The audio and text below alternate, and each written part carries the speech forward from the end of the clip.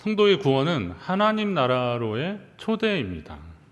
하나님 백성으로서 하나님 나라에 초대해 주신 겁니다. 예수님의 비유 중에 잔치 비유들이 참 많이 있지 않습니까? 거기 보면 잔치집에 들어가면 그 안에서 마음껏 즐겨야 되는 겁니다. 혼인 잔치집이면 신랑과 신부한테 인사하고 또 선물 가져왔으면 선물 주고 그리고 그냥 마음껏 축하하고 또 오랜만에 만난 이웃들, 하객들과 함께 이렇게 같이 안부 묻고 차려놓은 음식 먹고 그리고 즐겁게 지나면 되는 겁니다. 이게 하나님이 우리에게 원하시는 겁니다. 하나님 나라의 천국잔치에 우리가 다 참여하기를 원하고 주님과 함께 누리기를 원하는 겁니다. 바울은 에베소 교인들에게 그런 이야기를 해요. 너희 마음의 눈을 밝히사 그의 부르심의 소망이 무엇이며 성도 안에서 그 기업의 영광의 풍성함이 무엇이며 그의 힘의 위력으로 역사하심을 따라 믿는 우리에게 베푸신 능력의 지극히 크심이 어떠한 것을 너희로 알게 하시기를 구하노라. 그 구원받은 백성들이 하나님의 우리를 부르신 그 소망이 무엇인지 그리고 영광의 풍성함이 무엇인지 그리고 하나님 우리에게 베푸신 능력의 크신 것들이 무엇인지를 그들이 잘 알았으면 좋겠다.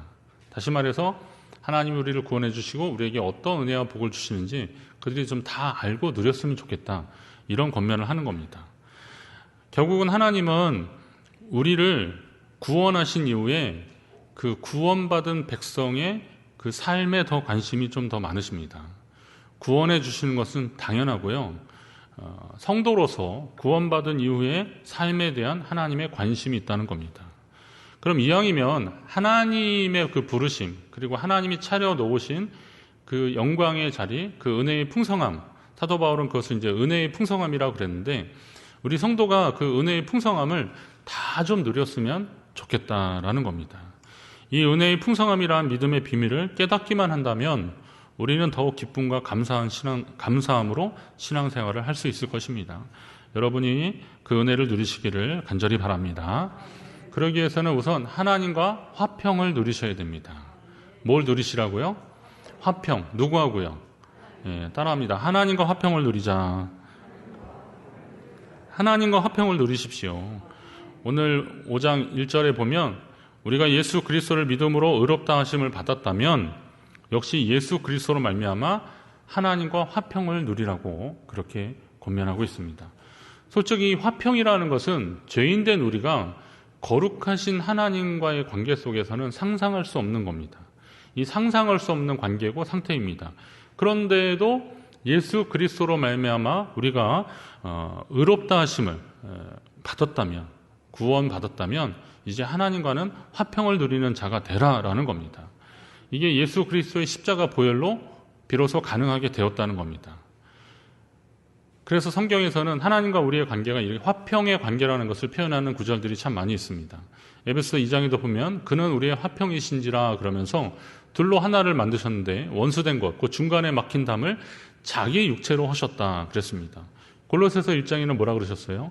그의 십자가의 피로 화평을 이루셨다 그랬습니다. 그의 십자가의 피로 화평을 이루사 만물고 땅에 있는 것들이나 하늘에 있는 것들 그로 말미암아 그 모든 것들이 그로 말미암아 자기와 그러니까 하나님과 화목하게 되기를 기뻐하심이라라고 하나님의 소원이 무엇인지를 이야기하고 있습니다. 그러니까 하나님은 우리와 화평하게 지내시려고 우리를 구원하셨다라고 해도 틀리지 않습니다. 자, 화평은 단순히 다툼이 없는 상태가 화평이 아닙니다. 그러니까 남과 북이 지금 뭐 정전 협정을 하고 있잖아요. 휴전 협정을 한 거잖아요.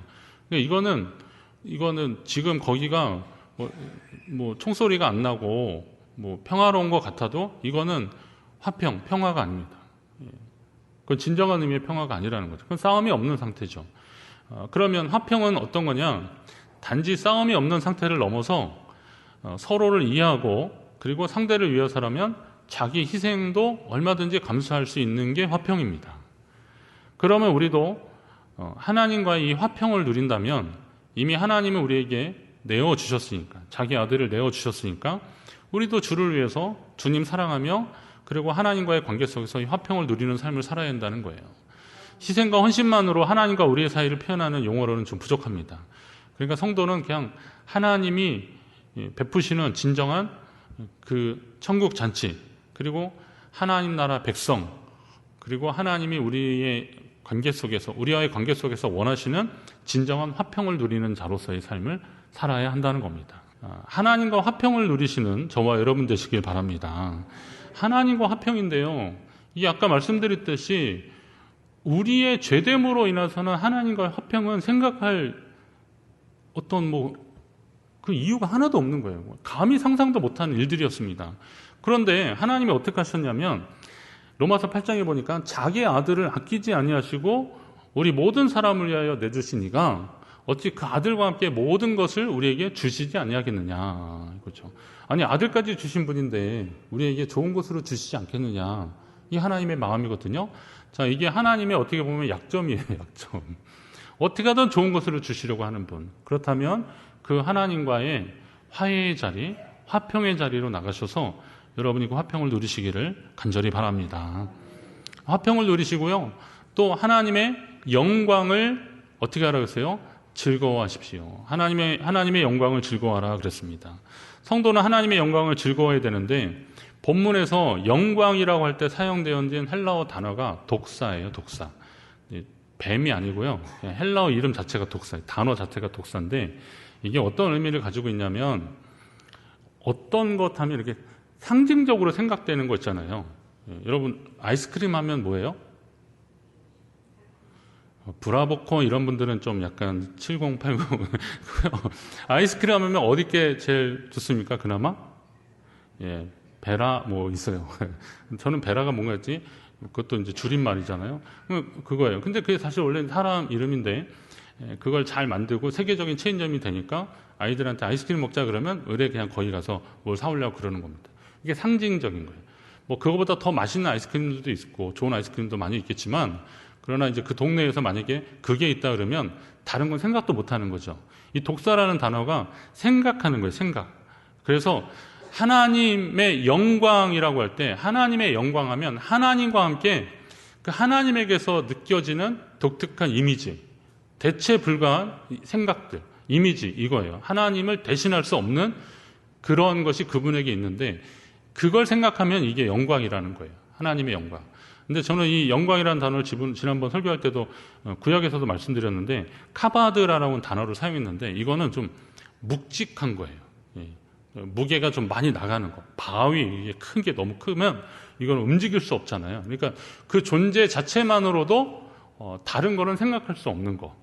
그러니까 하나님의 임재를 말할 때 셰카이나, 이게 셰카이나 영광 이런 거잖아요. 근데 셰카이나가 영광이라는, 임재라는 뜻이거든요. 그러니까 하나님의 임재 그 자체가 영광이다. 그래서 그런 찬양을 하고 그러는 겁니다.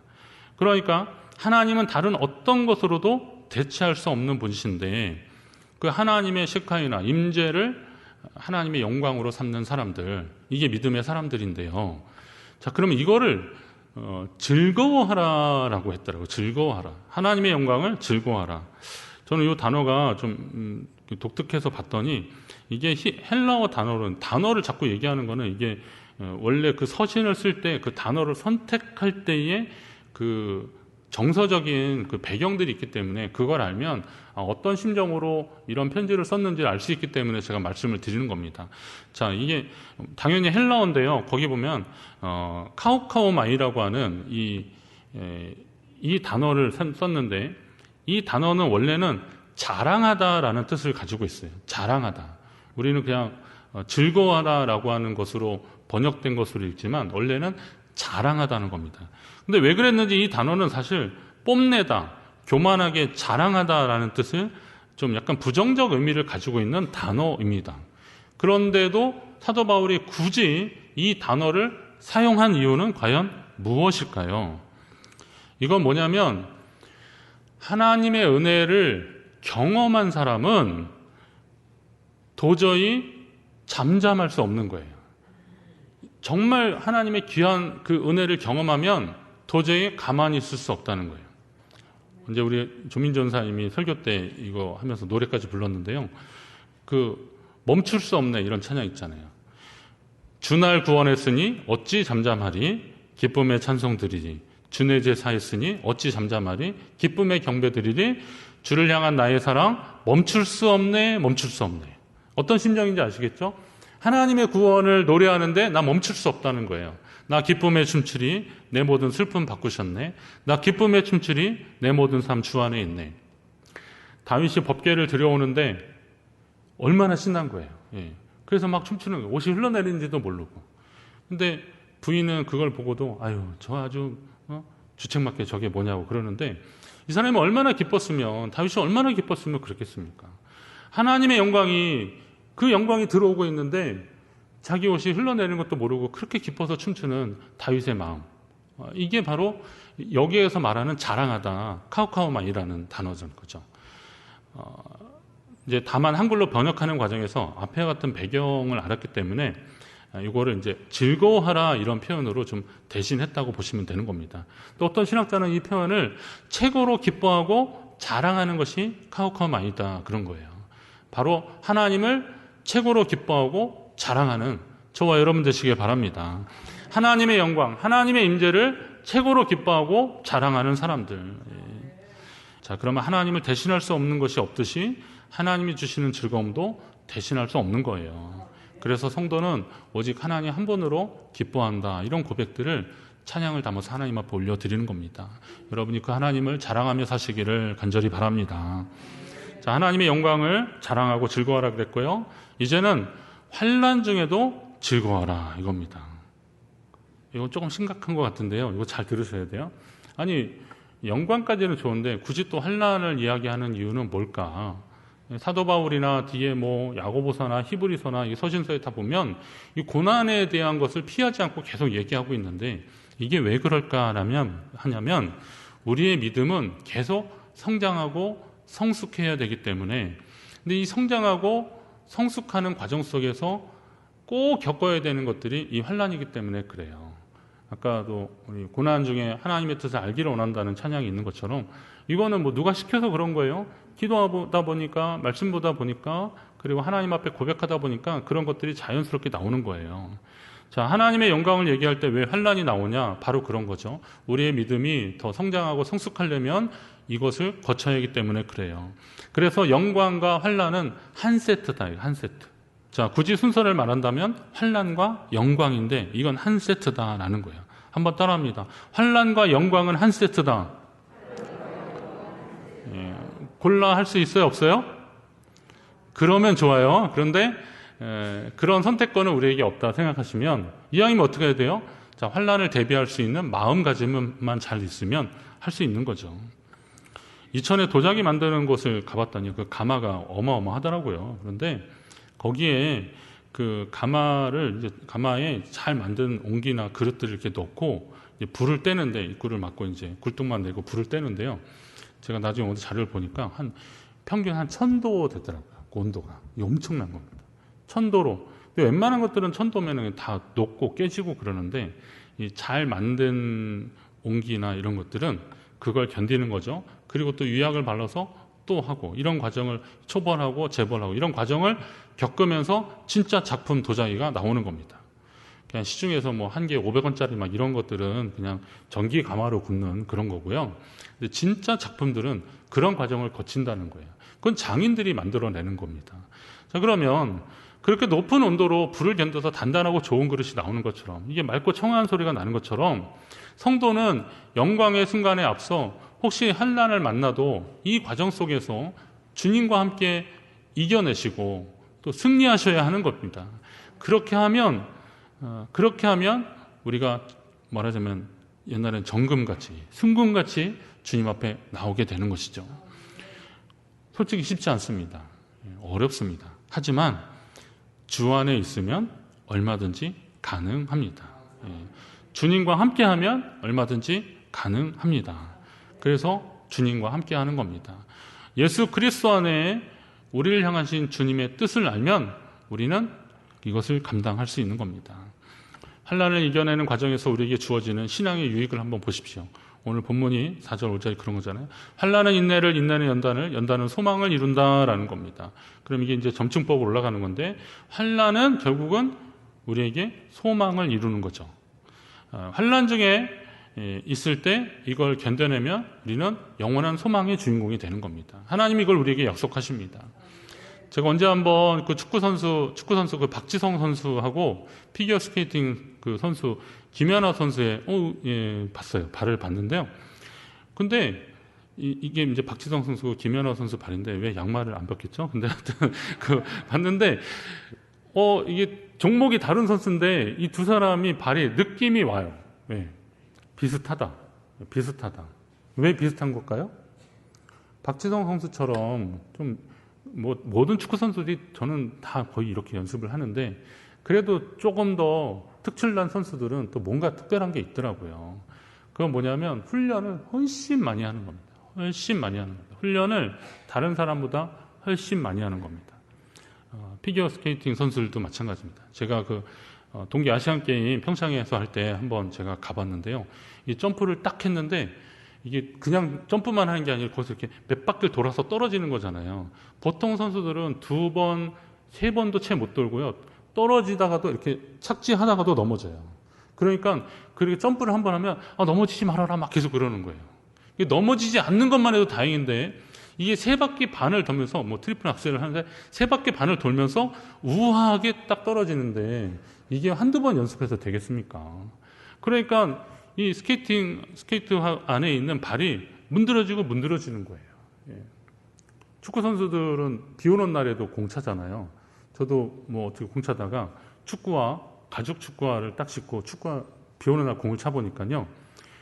이렇게 제가 공격수나 스트라이커는 아니라서 볼을 많이 차진 않지만 그 오는 공을 걷어내려고 한번 차는데도요. 발끝이 정말 짜릿짜릿합니다. 예. 그 가죽 신발이 막 제 발에 아주 그냥 착 달라붙는데요. 너무 아파요. 예. 근데 이런 거를 계속 한다고 생각해 보세요. 훈련하는 거잖아요. 이겨내는 겁니다. 자, 대한민국 춘천이 나온 세계적인 축구 선수 누구예요? 예. 한 번도 틀린 분들이 없어요. 이거 설교 2부 때 했더니 손흥민 엄청납니다. 연봉 이런 거 저기 하지 마시고요. 아무튼 아버지와 매일 슈팅 1000개씩 했대요. 1000개씩. 여러분 헛발질 한두 번만 해도 여기 막 아픈데 이거를 공을 1000개를 찬다고 한번 생각을 해보세요. 자, 세계 최고 선수 될 만하죠? 예, 그렇게 되는 겁니다. 훈련 없으면 불가능한 겁니다. 저는 사실 목사로서 이런 말씀을 드릴 때마다 이걸 해 말아 망설여지는 거죠. 왜냐하면 목회자로서 자기 믿음과 영성 개발을 하는데 당신은 세계 최고 수준은까지 아니더라도 개발하고 있느냐, 훈련하고 있느냐. 예. 그런데 이제 저는 저만이 아니라 여러분에게도 말씀드리려고 이걸 하는 거죠. 어떤 겁니까? 목회도 결국은 훈련이 계속 돼야 되는 거죠. 저는 목회는 연습이 없다고 봐요. 의사가 환자 눕혀놓고 연습하면 되겠습니까? 마네킹이나 무슨 더미나 이런 거는 모르겠지만 환자 놓고 연습하면 큰일 나는 거잖아요. 목회도 연습하면 안 되는 거더라고요, 보니까. 예. 그러나 이제 성숙의 과정까지 가도록 자기 훈련은 분명히 필요한 거죠. 예. 그런 과정 속에서 하나님이 목회자들을 만들어 가는 것을 경험하게 됩니다. 예. 성도들은 또 그런 목회자들과 함께 호흡하면서 함께 나아가는 거죠. 그래서 이제 좋은 성도가 좋은 목사를 만든다. 이건 제가 하는 말이니까 잘 생겨 들어보세요. 자, 그런데 성도들도 마찬가지라는 거예요. 성도도 성경이 우리에게 주어진 이후로 이게 최소한 이게 한 2000년 된 거잖아요. 그럼 3000년 된 그런 성경이 있는데, 그러니까 성경의 말씀은 기록된 성경의 말씀은 3000년 정도 됐다고 보시면 이것이 해를 거듭할수록 얼마나 많은 자료들을 쏟아내고 있습니까? 저도 학생 때 실수로 성서지리 과목을 수강을 했는데 이분이 돌아가셨지만 권혁승 교수님이셨는데요. 이스라엘에서 오신 지 얼마 안 돼가지고요. 너무 열기가 넘치셔가지고 8절째 하나 딱 주고요. 그냥 여기다가 성경 지도 그리고 아는 내용 다 쓰라는 거예요. 예. 그리고 잘하면 A 주고 아니면 C도 주고 막 그러는 거예요. 그래서 제가 이제 그냥 학기 초부터 교수님이 나는 기말고사 시험은 이렇게 낼 거니까 하여튼 알아서 하라는 겁니다. 그래서 제가 틈만 나면 옛날 성서지리 책 있었거든요. 인터넷으로 나온 것도. 그 당시에 인터넷이 없어서 그런 프로그램 하나 있어요. 외국 프로그램 하나 있었는데 그거 보면서 계속 친구들하고 스터디 하면서 제가 그 시험을 잘 통과할게요, 안 할게요? 예, 통과 안 했으면 말 안 하죠. 예, 했습니다. 네. 그런 아주 탁월한 자료들이 되게 많아요. 예. 자, 근데 문제는 성경에 대해서는 그렇게 박식해지는데 과연 우리는 말씀대로 살고 있느냐, 하나님의 뜻대로 살고 있느냐 본다면 뭔가 좀 속 시원한 대답 못하지 않습니까? 성경은 교회 갈 때 필요한 도구가 아닙니다. 내 삶의 지도고 나침반입니다. 때로 말로 다 못할 어려움이 있을 때도 성경 혹은 우리가 직접 듣지 못한 하나님의 말씀을 가르쳐주고 계시는 거예요. 하나님 뜻 안에서 지금의 어려움 이겨내라고 하나님 우리에게 계속 알려주시고 공급하시는 거예요. 그러면 성도가 구원을 드리고 영광을 자랑하기 전에 환난도 거뜬히 이겨내야 되는데 하나님은 이미 아들까지 주신 분이니까 가장 좋은 방법으로, 가장 적절한 방법으로 우리를 응원하고 계신다는 거예요. 그러니 이 환난 가운데도 즐거워할 수 있어요, 없어요? 예, 세상 형편으로 보면 어려운 것 같지만 믿음의 관점에서는 즐거워할 수 있는 거예요. 왜? 내가 하나님께 더 성숙하게 나아갈 수 있는 단계다라고 생각하면 우리는 이걸 즐거워해야 되는 겁니다. 우리가 하나님을 사랑하고 하나님의 영광을 사모하면요, 주를 위한 우리의 지출들이, 이거는 이제 소비죠. 뜻하지 않은 소비였어요. 그런데 이거 하나도 아깝지 않죠. 세상은 그거를 낭비라고 합니다. 그러나 아니요, 그렇지 않습니다. 이건 거룩한 낭비죠. 하나님을 위해서는. 이게 뭐 물질만의 의미가 아닙니다. 우리의 마음 쓰고 우리의 재능을 가지고 아니면 우리의 삶을 들여서 하나님 앞에 살아가는 이 모든 일들을 사람들은 허비한다고, 인생을 허비한다고 할 수 있어요. 그러나 그러지 마십시오. 부산의 어느 지역에 제가 여기 좀 문제가 있어서 외과를 갔는데 외과 선생님이 이렇게 대기하는 동안에 외과 선생님 이름이 있잖아요. 그래서 이분도 혹시 유명한 분인가? 그렇게 쳐봤더니요, 이분이 저쪽 그 방글라데시에 가서 의료 선교를 한 의료 선교사더라고요. 그래서 근데 여기 병원에 있으니까 그래서 다 찾아봤더니 뭐 거기서 활동을 잘 하셨더라고요. 저는 방글라데시 쪽에 선교사님도 알고 그래서 제가 진료하는 동안에 이렇게 물어봐요. 도저히 제가 또 궁금한 못 참으니까. 그래서 선생님 그 방글라데시에서 의료 선교사 하셨어요? 그랬더니 그분이 씩 웃으면서 어떻게 하셨어요? 그래서 제가 방글라데시 위해서 기도하는 사람인데 반가워서 그래요. 그랬더니 그분이 그런 얘기 하시더라고요. 자기가 평생에 하나님 앞에 그 의료 쪽으로 쓰임받고 싶은 그런 마음이 있어서 그 전문의 되자마자 거기에 가가지고 의료 선교를 한 몇 년을 하다가 딱 채우고 그리고 왔다는 거예요. 그리고 지금 이 일을 하고 있지만 언젠가 또 기회가 되면 그 일을 하고 싶다는 거예요. 예. 자, 그러면 동료 의사들 중에서 안 믿는 사람들은 야, 너 정신 나갔냐 그럴 거죠. 너가 그 기간 동안에 그걸 하면은 얼마나 많은 거를 벌어서 또 다른 일도 할 수 있는데, 아니면 선교사도 후원할 수도 있는데 왜 그런 일을 하느냐라고 할 수 있습니다. 그러나 이건 세상으로 보면 낭비지만 제가 봤을 때는 이거 하나님 관점에서는 낭비가 아니잖아요. 거룩한 소비, 하나님 기뻐하시는 일들입니다. 여러분 인생에 있어서 하나님 사랑하고 하나님 자녀로서 주의 영광을 위해서 살 수 있는 날들이 과연 얼마나 많이 남으셨습니까? 즐기고 계십니까? 하나님의 영광을 즐거워하고 계십니까? 하나님의 영광을 구원받은 백성, 성도로서의 삶을 누리고 계십니까? 누리십시오. 그 영광을 즐거워하십시오. 그것을 위해서 소비하는 것에 대해서도 즐거워하십시오. 우리가 하나님을 사랑하기 때문에 그렇습니다.